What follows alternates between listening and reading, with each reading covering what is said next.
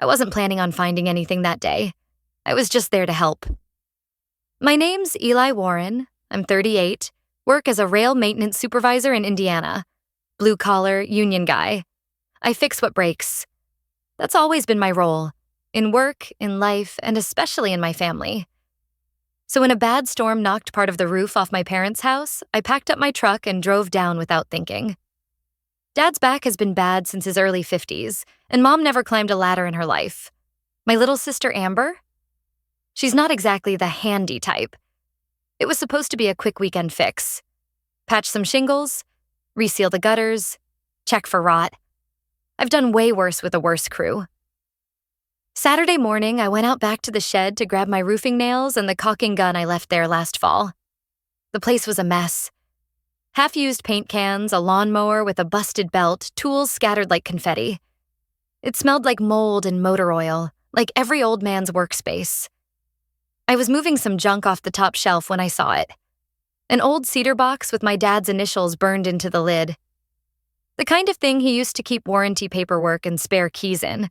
I hadn't seen that box since I was a kid. Out of instinct, I opened it. There were old photos, a birth certificate, a dog tag from Grandpa's service. Then I saw a crisp manila envelope labeled in Mom's handwriting. Property transfer signed copy. I don't know what made me open it. Maybe it was curiosity. Maybe it was something deeper. But once I saw the notary stamp, my heart sank. 6 months ago, my parents signed over the deed to the house. To Amber, not jointly. Not to be split later. Not with conditions, just hers. I stood there in that musty shed, the envelope still open in my hands, staring at the document like it might rewrite itself.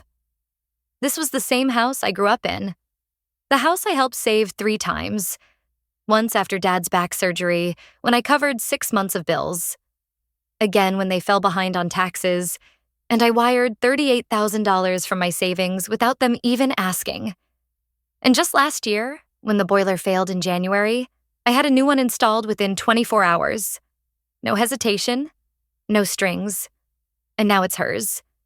Amber, my sister, 27, no job, no degree. Dropped out of college twice. Got sucked into 2 different MLMs and borrowed $5,000 from me to start her own business that never went anywhere. Last I heard, she was trying to make TikToks about candle making. And somehow she's the heir? I walked back into the house slower than I came out. Mom was in the kitchen, making soup. She smiled when she saw me, like nothing had changed. "You find what you needed?" she asked. I nodded. "Yeah, found the property transfer too." She froze. The ladle in her hand hovered midair. Her smile flickered. "Oh, you weren't supposed to see that yet." Yet. That word hit harder than I thought it would. I didn't yell. I didn't ask why. I just stood there waiting for her to explain. She didn't. She turned off the stove, wiped her hands, and said, "It just made sense, Eli. You have your own place. Your life's stable. Amber needs a safety net." "A safety net?" I repeated. "She's had a harder time finding her footing," Mom said, like that made it okay. I couldn't speak. My mouth was dry. My hands were steady, but something deep in my chest cracked wide open. I wanted to ask, wasn't I the net? The one who always showed up? The one who paid, fixed, covered, patched, smiled through it? Instead, I nodded once and walked out the back door. I sat on the old swing under the porch. I fixed that swing 2 years ago after Amber said she didn't know which end of a screwdriver to hold. I remember sanding it, staining it, making sure it didn't squeak anymore. Now it groaned beneath me like it remembered. My eyes drifted toward the big oak tree at the edge of the yard, the one Amber carved her initials into when she was 15, a W plus CD. It was the same tree I paid to have trimmed after a lightning strike last summer. Cost me $950. No one even noticed. And that's when I remembered something else. 6 months ago, right around the time they signed the deed over, Dad called me late one night, said the tax office was breathing down his neck, said he was scared they'd lose the house, I wired the money that same night. No questions. And now? It's not just that they gave the house to Amber. It's when they did it. Right after I saved it. I didn't sleep that night. I lay awake in the guest room, same one I painted for Mom's birthday 5 years ago, staring at the water stains creeping across the ceiling like a slow betrayal. I kept hearing that word on loop. Yet. I wasn't supposed to find out yet. Meaning they knew. They planned. They signed it, smiled at me, called me son, let me pay for it, then handed it to Amber behind my back like I was just the contractor. The next morning, I thought about packing up and leaving. But I didn't, because it was Mom's 70th birthday. She'd been planning this party for months, kept calling it just a little gathering, but I knew she wanted it to feel special. She said it might be the last time the whole family would be together. I guess she was more right than she knew. I spent the morning stringing up lights in the backyard, fixing the patio umbrella, even tightening the bolts on the old picnic bench. Amber, of course, didn't help. She showed up at 3 p.m. in a dress she probably bought that morning, hugging everyone like she didn't almost bankrupt our parents 2 years ago selling collagen powder. Guests came, music played, burgers sizzled on the grill.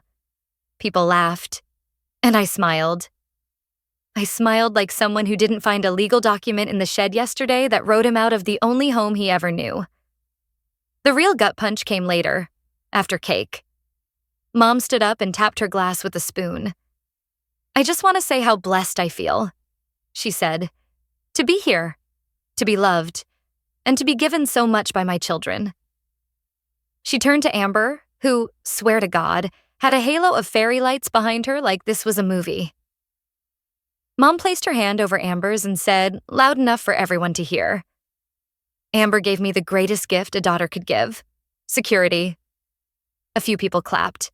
One of the neighbors whispered, "That's so sweet."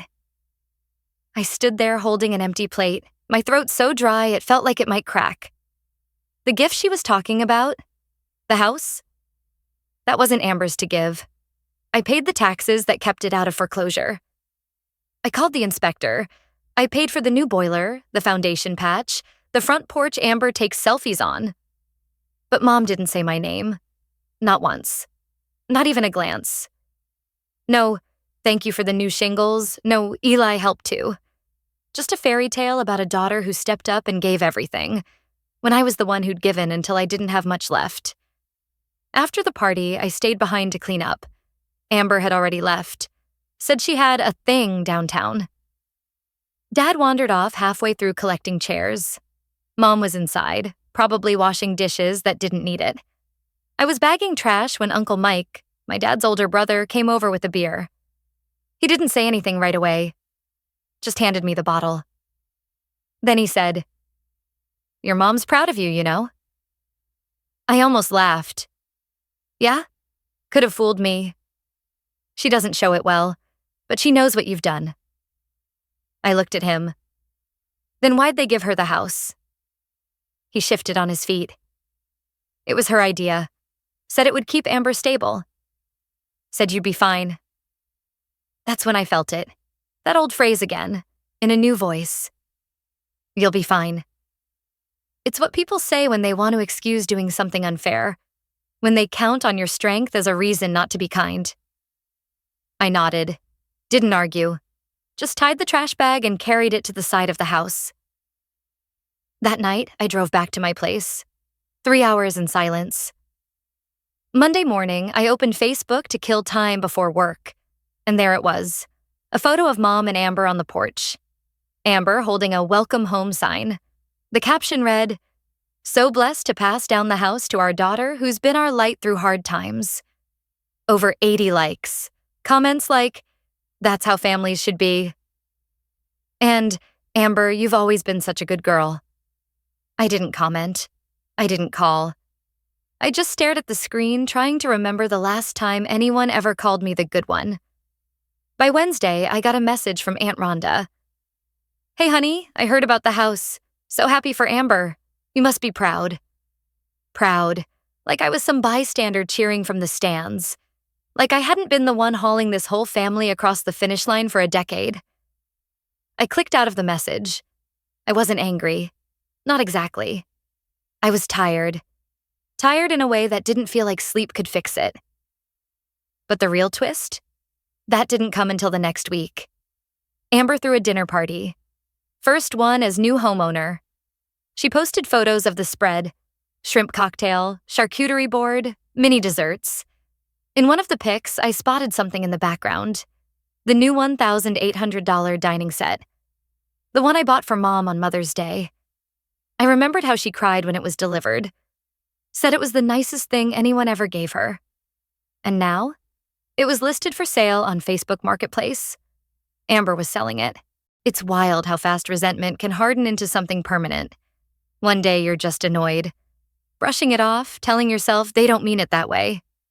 Then the next, you're staring at a photo of your sister selling the dining set you spent 2 weekends assembling, and you feel it settle in your chest like cement. Amber listed it for $600. Gently used. Comes from a smoke-free, loving home. The same dining set I bought for our mom, hand-picked after she mentioned once, just once, that she missed having a table big enough for holiday dinners. That was 2 years ago. I remember saving up for it between shifts, skipping out on a weekend trip with friends to make it happen. I never expected anything in return. Just a thank you would have been nice. But now it was up for grabs on Facebook Marketplace like some leftover garage clutter. And she didn't stop there. By the end of the week, she'd listed half the house. The armoire in the hallway? Gone. The antique mirror from Mom's room? Vintage, must pick up. Even the porch swing I installed? The one I spent a whole summer evening sanding, staining, and hanging so Mom could sit outside with her tea, was available for porch pickup. I watched it all unfold like a slow-motion train wreck I couldn't stop. At first, I didn't say anything. I figured maybe Mom and Dad had agreed to it. Maybe it was part of some plan. Maybe she was just downsizing. But then I got the call. It was late, nearly midnight. I thought something was wrong. Mom sounded off, like someone trying not to cry but also trying not to admit they wanted to. "Eli," she said, "do you still have the receipt from the dining set? I think your sister's trying to say it was a gift to her, and I just..." She paused. I never told her she could sell it. Something in me snapped right there. Not just because of the table, or the lies, or the gaslighting, but because for the first time, my mom sounded unsure. Unsure of what was hers, of what was real. I didn't yell. I just asked, "Where are you sleeping now?" Another pause. Longer this time. "In the guest room," she said. Amber moved some of her stuff into the master. That's when I realized. Amber hadn't just taken the house. She was taking over. She'd turned my childhood home into her little kingdom, declaring herself queen of the castle while Mom and Dad got shuffled to the corners. Dad still didn't say much. I'd called him the next day, asked him if he was okay with all of it. He just sighed and said, "It's her home now, Eli. Not much we can do." Not much we can do, I wanted to scream. Not much we can do, I put the damn shingles on that roof with my own hands. I fixed the busted pipes, replaced the stairs, paid off their back taxes. And now they were acting like tenants in a house I helped keep from collapsing. I told myself to stay calm. I told myself it wasn't my place anymore, that I couldn't fix everything. But I'm not gonna lie. Something shifted in me that day. I stopped pretending this was all just a misunderstanding. I stopped trying to give grace. That Saturday, I drove back to the neighborhood. I didn't go inside. I didn't even pull in the driveway. I just parked down the block and watched. Amber came out around noon, keys in one hand, holding a latte in the other. She was showing a young couple around the front yard, laughing, pointing out recent upgrades. I cracked the window just enough to hear her say, "We really took care of this place. Family effort, you know?" Family effort. That's when the husband asked, "So is it just you on the deed?" Amber smiled. "Yep. All mine. My parents live with me for now, but eventually they'll move into a smaller place. I've got plans." I felt my stomach turn. Plans. That night, I got a call from a blocked number. It was short. A woman's voice, nervous. "You don't know me, but I'm with Silver Key Realty. Your sister Amber is selling the property on Mayfair Drive, correct?" I paused. "Yeah." She listed it as a sole owner, but there's a note in the county file showing a family claim of financial interest filed 2 years ago. It lists your name. My heart stopped. I didn't file anything like that. "Can I ask?" The woman continued. "Did your parents ever declare your payments as gifts? Or was there an agreement?" I didn't answer. Not right away. Because I didn't know what stunned me more. The fact that someone else had flagged my name on the deed file, or the realization that one of my parents might have protected me, quietly, without telling her. It's a strange thing. When anger finally hardens into clarity, you stop pacing. You stop ranting to yourself in the car. You stop needing them to see what they did. You just act. After that phone call with the realtor, I didn't sleep. I sat at my kitchen table until sunrise, flipping through every old bank statement, every email, every PayPal transfer I ever made to my parents over the past 10 years.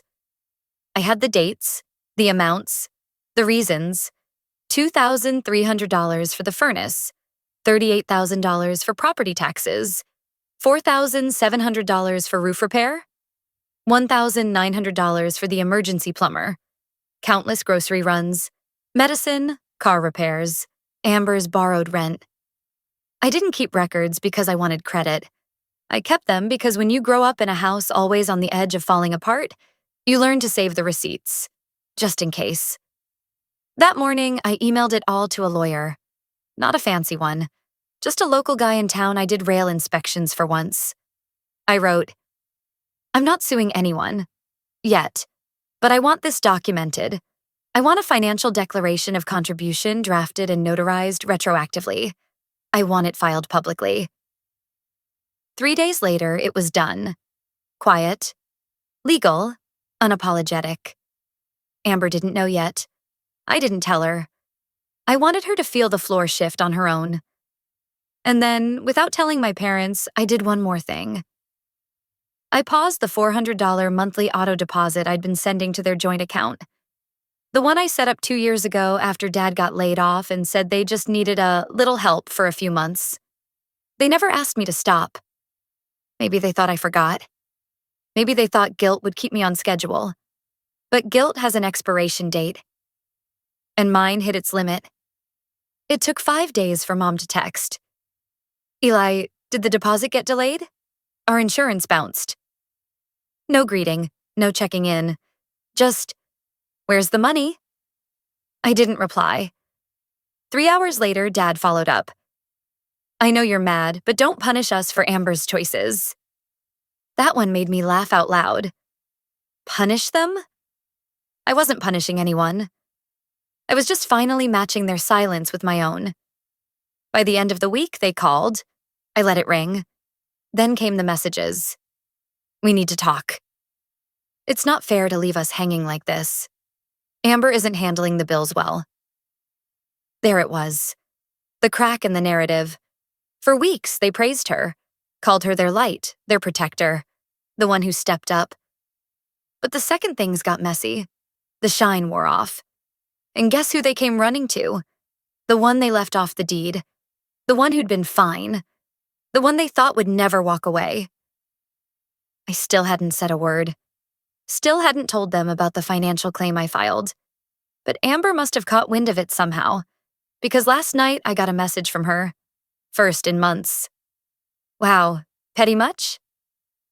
No context, no greeting, just those 2 words. So I sent one line back. "You should have read the county clerk records before you listed the house." 15 minutes later, she called. I didn't pick up. She texted again. "You don't scare me." That one made me pause. Not because I was trying to scare her, but because she finally admitted she had something to lose. But that's not even the twist. The real twist came the next morning. I woke up to an email from the county's fraud unit. Subject line: property inquiry, possible misrepresentation. Apparently, the mortgage assistance Amber applied for, some relief fund tied to COVID back pay, listed my parents as dependents living in her home. But the application had been flagged because the actual homeowner address on the deed didn't match the legal property tax filings, which means someone lied to the government in writing on a form tied to money. And guess whose name came up as a secondary contact? Mine. Why? Because back in 2020, when I paid off those taxes, I listed my name as the backup account holder in case of emergency. They asked if I'd be willing to clarify my financial role in the property. I stared at the screen, heart pounding. Because in that moment, I realized this wasn't just a family fight anymore. This could turn criminal. There's a moment when the weight finally shifts. Not all at once. Just enough for your shoulders to realize they're no longer needed. Mine came on a Tuesday. I'd just finished up a job near the freight yard, boots still covered in gravel dust when I got the voicemail. It wasn't from Amber, not my parents either. It was from a woman named Meredith at the county fraud unit. Her voice was calm, professional, but what she said hit like a steel beam. We've concluded the investigation into the mortgage relief application filed by Amber Warren on behalf of Charles and Diane Warren.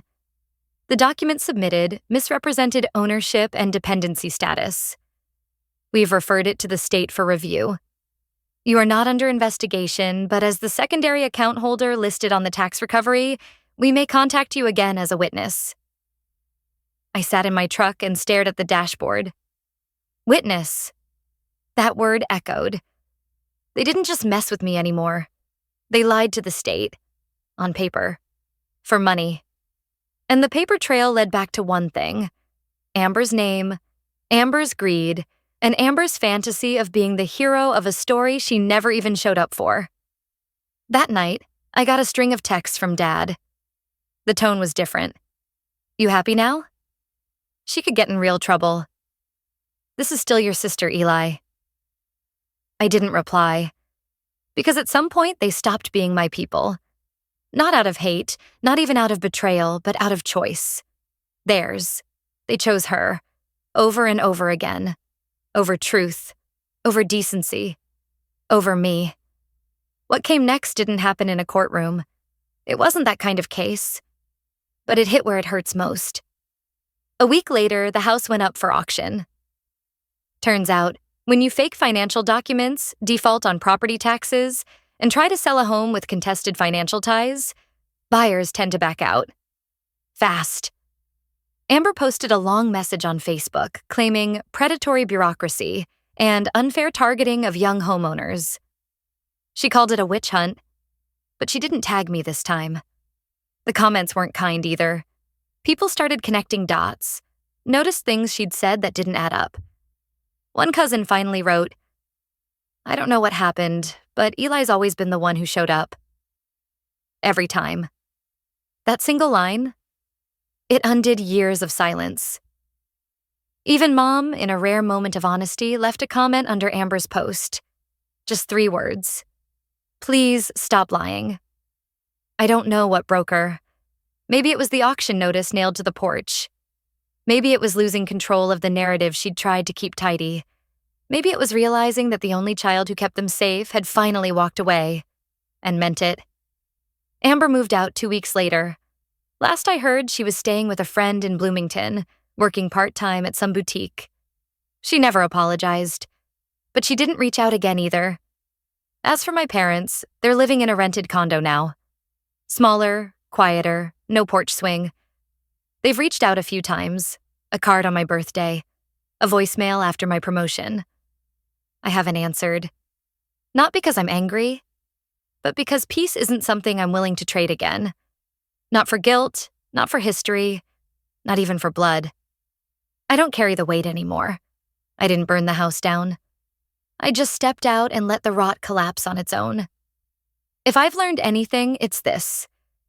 The people who lean on you the hardest will often be the ones who never ask how much you're already carrying.